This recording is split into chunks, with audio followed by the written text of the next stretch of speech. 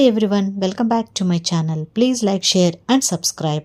Welcome back to audiobook of మీ సుప్త చేతనాత్మక మనసుకున్న శక్తి. చాప్టర్ 7. సుప్త చేతన ఎప్పుడు జీవితం వైపుకే మొగ్గు చూపుతుంది. మీ మానసిక జీవితంలో 90% సుప్త చేతనదే.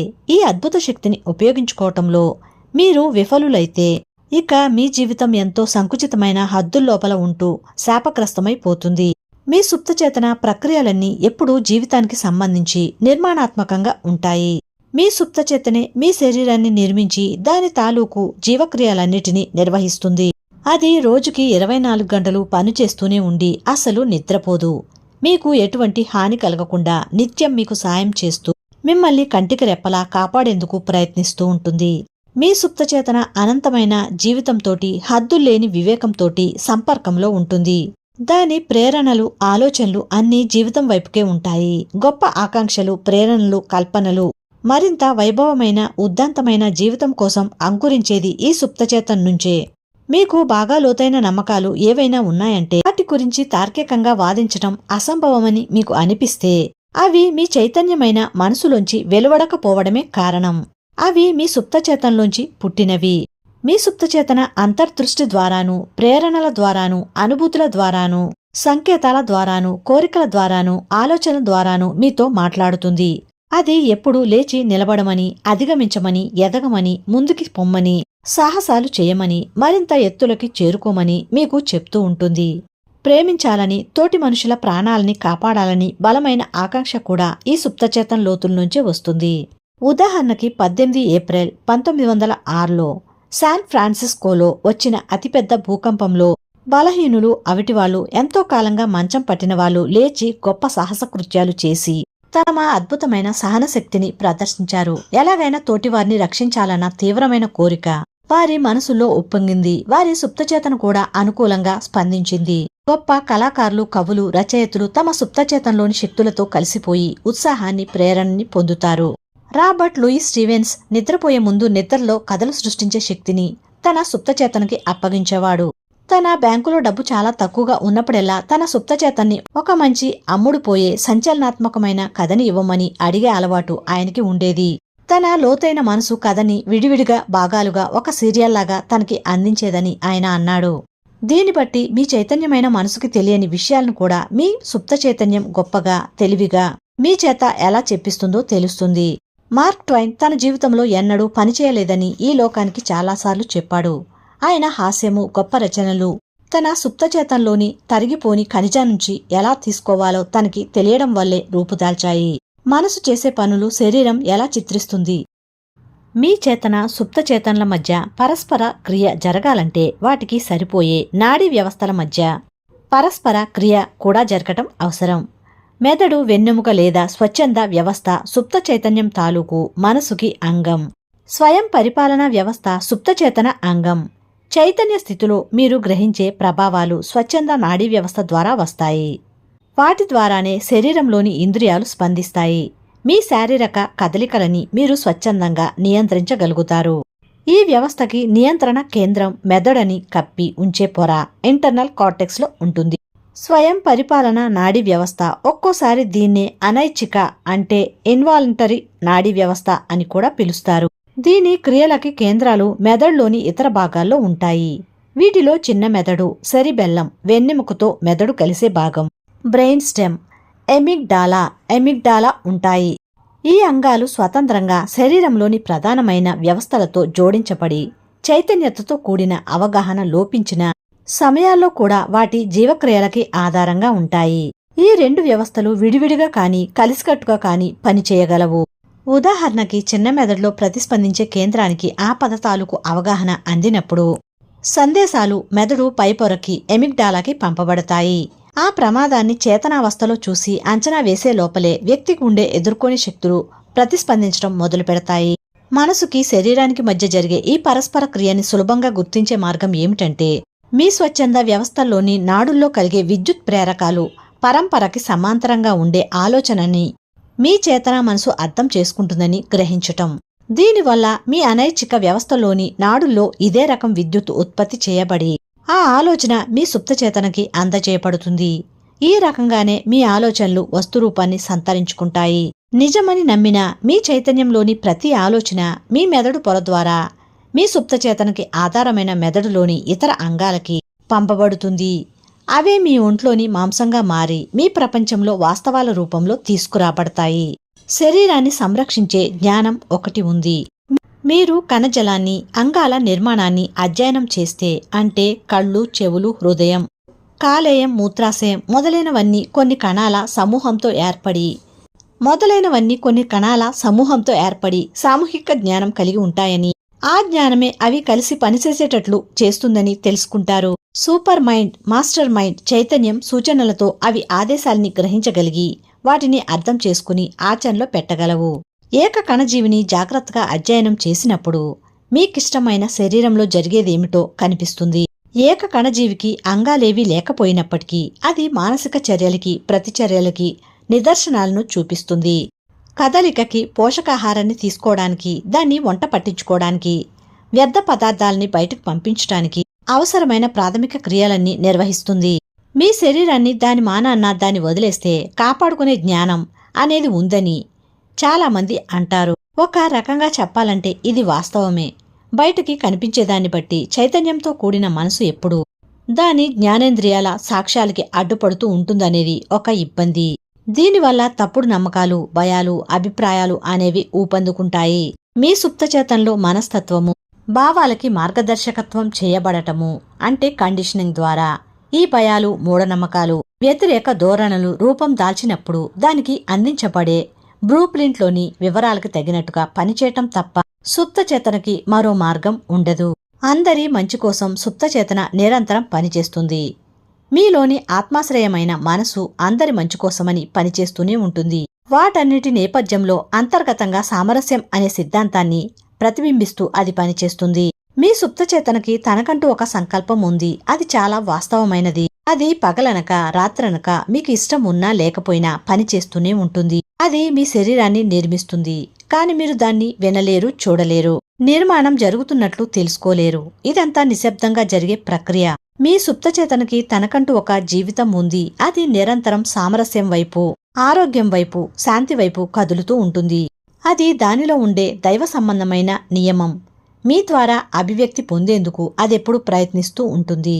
అంతర్గత సామరస్య సిద్ధాంతంతో మనుషులు ఎలా జోక్యం చేసుకుంటారు? సరైన పద్ధతిలో, శాస్త్రీయ పద్ధతిలో ఆలోచించాలంటే మనకి సత్యం తెలియాలి. పాత నానుడు చెప్పినట్లు నీకు సత్యం తెలుస్తుంది. సత్యం నీకు స్వేచ్ఛని ప్రసాదిస్తుంది. సత్యం తెలుసుకోవడమంటే సుప్తచేతంలోని అనంతమైన జ్ఞానంతోనూ, శక్తితోనూ సామరస్యం కలిగి ఉండటం. అది నిరంతరం జీవితం వైపుకి కదులుతూ ఉంటుంది. సామరస్యత లేని ఆలోచన గాని, పని గాని అది అజ్ఞానం వల్లో, కావాలనో చేయటం వల్లో అయినప్పటికీ వైమనస్యానికి, అన్ని రకాల పరిమితులకి దారితీస్తుంది. శాస్త్రజ్ఞులు మనం ప్రతి 11 నెలలకొకసారి కొత్త శరీరాన్ని నిర్మించుకుంటామని అంటారు. అందుచేత భౌతిక దృష్టితో చూస్తే మీ వయసు నిజానికి 11 నెలలే అనాలి. అందుకని మీరు మీ శరీరంలోకి మళ్లీ భయం, కోపం, ఈర్ష్య, పగ అనే ఆలోచనల్ని, లోటుపాట్లని ప్రవేశపెడితే మిమ్మల్ని తప్ప ఇంకెవర్ని మీరు తప్పు పట్టలేరు. మీ ఆలోచనల సారాంశమే మీరు. వ్యతిరేకమైన ఆలోచనల నుంచి, ఊహల నుంచి మిమ్మల్ని మీరు దూరంగా ఉంచుకోండి. చీకటిని పారదోలాలంటే వెలుతురొక్కటే మార్గం. చలి నుంచి విముక్తి లభించాలంటే చలిమంట వెయ్యాలి. వ్యతిరేకమైన ఆలోచనల్ని అధిగమించటానికి వాటి బదులు మంచి ఆలోచనలు చేయాలి. మంచిని అంగీకరించండి. అప్పుడు చెడు మాయమవుతుంది. ఆరోగ్యంగా, జీవంతో బలంగా ఉండటం ఎందుకు సహజం? రోగిష్టిగా ఉండటం ఎందుకు సహజం కాదు? సామాన్యంగా ఈ ప్రపంచంలో పుట్టే పిల్లలందరూ ఆరోగ్యంగానే ఉంటారు. వాళ్ల అవయవాలు, అంగాలు అన్నీ సరిగ్గానే పనిచేస్తూ ఉంటాయి. ఇది సామాన్యంగా ఉండే స్థితి. మనం ఆరోగ్యంగా, జీవంతో బలంగా ఉండాలి. ఆత్మరక్షణ అనే సహజ గుణం మన స్వభావంలో అన్నిటికన్నా బలమైనది. అందులో మీ స్వభావంలోని అన్నిటికన్నా శక్తివంతమైన, శాశ్వతమైన, ఉనికితో కూడిన, ఎల్లప్పుడూ పనిచేస్తూ ఉండే సత్యం దాగి ఉంటుంది. మీ ఆలోచనలు, ఊహలు, నమ్మకాలు అన్నీ మరింత శక్తివంతంగా పనిచేసేది మీలో అంతర్గతంగా ఉండే జీవన సూత్రంతో. అవి సామరస్యం కలిగి ఉన్నప్పుడే ఇది అన్ని విధాలుగాను ఎల్లప్పుడూ మిమ్మల్ని జాగ్రత్తగా కాపాడుతూ ఉంటుంది. మరింత సులభంగానూ, నిర్దుష్టంగానూ సామాన్య స్థితిని మళ్లీ పునరుద్ధరించేందుకు, అసామాన్యమైన స్థితులని కృత్రిమంగా కలుగచేయకుండా ఉండేందుకు ఇది ఉపయోగపడుతుంది. రోగిష్టిగా ఉండటం అనేది సహజం కాదు. రోగిష్టిగా ఉన్న మనిషి జీవన ప్రవాహానికి విరుద్ధమైన దిశగా పోతున్నాడని, వ్యతిరేకంగా ఆలోచిస్తున్నాడని అర్థం. జీవితం తాలూకు నియమం అంటే ఎదుగుదల నియమం. ప్రకృతి మొత్తం ఈ నియమం పనిచేయటాన్ని ఎదుగుదల ద్వారా మౌనంగా నిరంతరం తెలియచేస్తూనే ఉంటుంది. ఎదుగుదల, అభివ్యక్తి ఉన్న చోట జీవితం ఉండవలసిందే. జీవితం ఉన్న చోట సామరస్యం ఉండాలి. సామరస్యం ఉన్న చోట మంచి ఆరోగ్యం ఉంటుంది. మీ సుప్తచేతంలోని సృజనాత్మక సిద్ధాంతంతో మీ ఆలోచనలకి సామరస్యం ఉంటే మీరు అంతర్గతంగా మీలో ఉన్న సామరస్య సిద్ధాంతానికి అనుగుణంగా ఉన్నట్టే.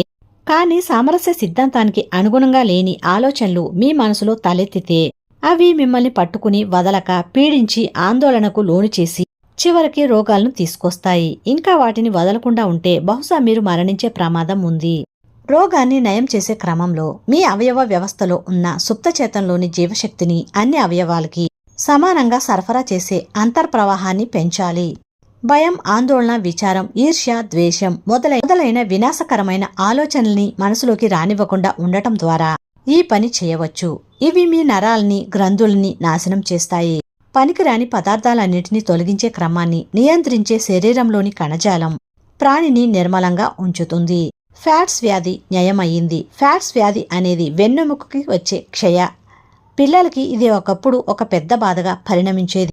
ఇండియానా పోలీస్లోని ఫెడరిక్ ఎలియాస్ ఆండ్రూస్ అనే పిల్లవాడు ఈ రోగం బారిన పడ్డాడు. ఆ రోగం వాడి శరీరాన్ని అష్టవక్రంగా తయారు చేసి అవిటివాణ్ణి చేసింది. వాడు చేతులతోనూ మోకాళ్ల మీద పాకుతూ నడిచేవాడు. వాడికి చికిత్స చేసిన డాక్టర్ ఇక వాడు కోలుకోలేడని చేతులెత్తేశాడు. కాని ఆండ్రూస్ డాక్టర్ తీర్పుని ఒప్పుకోదలుచుకోలేదు. వాడు ప్రార్థించటం మొదలుపెట్టాడు. తానే సొంతంగా ఒక అంగీకార సిద్ధాంతాన్ని తయారు చేసుకుని రోజు దాన్ని వల్లివేయసాగాడు. తను కోరుకున్న గుణాలని మనసు ద్వారా గ్రహించసాగాడు.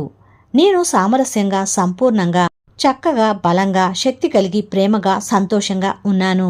సరిగ్గా నిద్రపోయే ముందు, నిద్ర లేచిన వెంటనే వాడు ఈ ప్రార్థనని ఉచ్చరించేవాడు.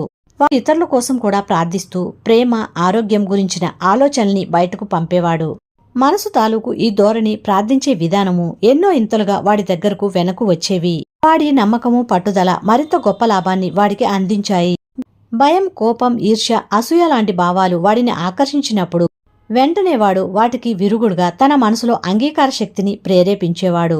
వాడి సుప్తచేతన వాడి ఆలోచించే విధానానికి తగ్గట్టు ప్రతిస్పందించింది. వాడు పెరిగి పెద్దవాడయ్యేసరికి వాడి శరీరం బలంగా, నిటారుగా, అవయవ సౌష్ఠవాన్ని సంతరించుకుంది. బైబిల్లోని ఈ కథనానికి ఇదే అర్థం. మీరు ఎంచుకున్న మార్గాన వెళ్ళండి. మీ నమ్మకమే మీకు పరిపూర్ణత చేకూర్చుతుంది. మార్క్ 10:52.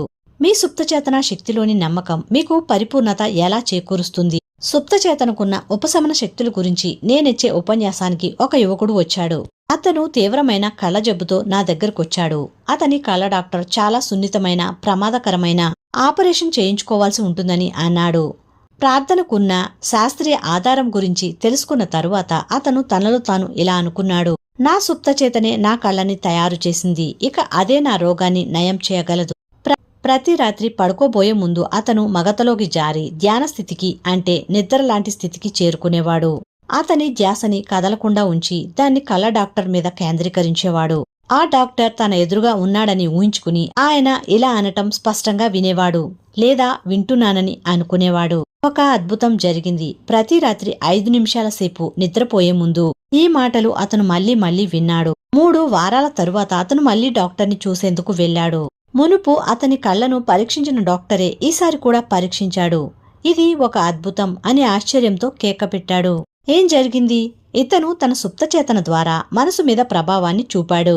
దాన్ని నమ్మించేందుకు తన కళ్ళ డాక్టర్నే సాధనంగా వాడుకున్నాడు. ఆ రకంగా తన ఆలోచనని దానికి అందించాడు. మళ్లీ మళ్లీ అనటం, నమ్మటం, ఎదురుచూపుతో అతని సుప్తచేతన్ని నింపాడు. అతని సుప్తచేతనే అతని కళ్ళని తయారు చేసింది. కళ్ళ తాలూకు సామాన్యమైన, ఆరోగ్యకరమైన నిర్మాణం తాలూకు చక్కటి బ్లూ ప్రింట్ దాని దగ్గరే ఉంది. ఒకసారి అందులోకి కంటిని మళ్లీ ఆరోగ్యకరమైన స్థితికి తీసుకువెళ్లటం అనే ఆలోచనని ప్రవేశపెట్టగానే వెంటనే అది కళ్ళని నయం చేయటం ప్రారంభించింది. మీ సుప్తచేతంలోని ఉపశమన శక్తి మీకు పరిపూర్ణతని కలిగించగలదు అనడానికి ఇది మరో ఉదాహరణ. సమీక్షించవలసిన అంశాలు: 1. మీ సుప్తచేతనే మీ శరీరాన్ని నిర్మిస్తుంది. అది రోజుకి 24 గంటలు ఆ పనిలోనే ఉంటుంది. వ్యతిరేకమైన ఆలోచనలతో మీరు దాని జీవనదాయకమైన వ్యవస్థలోకి జోక్యం చేసుకుంటారు. 2. ఏ సమస్యకైనా సమాధానం కనుక్కోమని మీరు మీ సుప్తచేతనకి పని అప్పచెప్పండి. ఆ పని నిద్రపోయే ముందు చేయండి. అది మీకు సమాధానం చెప్తుంది. 3. మీ ఆలోచనల్ని గమనించండి. మీరు నిజమని అంగీకరించిన ప్రతి ఆలోచన మీ మెదడు వెలుపలి పొర నుంచి మీ సుప్తచేతన మెదడు నిర్మాణంలోకి పంపబడుతుంది. అది మీ ప్రపంచంలో వాస్తవంగా ప్రత్యక్షమవుతుంది. 4. కొత్త బ్లూ ప్రింట్ని మీ సుప్తచేతనకి అందించడం ద్వారా మిమ్మల్ని మీరు పునర్నిర్మించుకోవచ్చని తెలుసుకోండి. 5. మీ సుప్తచేతన మొగ్గు ఎప్పుడూ జీవితం వైపుకే ఉంటుంది. మీరు పని చేయవలసింది మీ చైతన్యవంతమైన మనసుతో మీ సుప్తచేతనకి నిజమైన ఆధారాంశాలని ఆహారంగా అందించండి. మీకు అలవాటైన మానసిక ధోరణే మీ సుప్తచేతన పునరుత్పత్తి చేస్తుంది. 6. ప్రతి 11 నెలలకొకసారి మీరు మీ శరీరాన్ని కొత్తగా నిర్మించుకుంటారు. మీ ఆలోచనల్ని మార్చుకున్న వాటిని అలాగే ఉంచుకోవటం ద్వారా మీ శరీరాన్ని మార్చుకోండి. 7. ఆరోగ్యంగా ఉండటం అనేది సామాన్య స్థితి, అనారోగ్యంగా ఉండటం అసహజం. ఇందులో అంతర్గతంగా ఉన్నది సామరస్య సిద్ధాంతం. 8. ఈర్ష్య, భయం, ఆందోళన వంటి భావాలు మీ నరాలని, గ్రంథులని ధ్వంసం చేస్తాయి. దీనివల్ల అన్ని రకాల మానసిక, శారీరక వ్యాధులు కలుగుతాయి. 9. మీరు మేలుకొని ఉన్నప్పుడు నిజమని నమ్మి అంగీకరించేవే మీ మనసులోనూ, శరీరంలోనూ, కార్యకలాపాల్లోనూ కనిపిస్తాయి. మంచిని అంగీకరించి జీవించటంలో ఆనందాన్ని పొందండి. నెక్స్ట్ చాప్టర్ నెక్స్ట్ వీడియోలో. Thank you for watching. Please like, share and subscribe.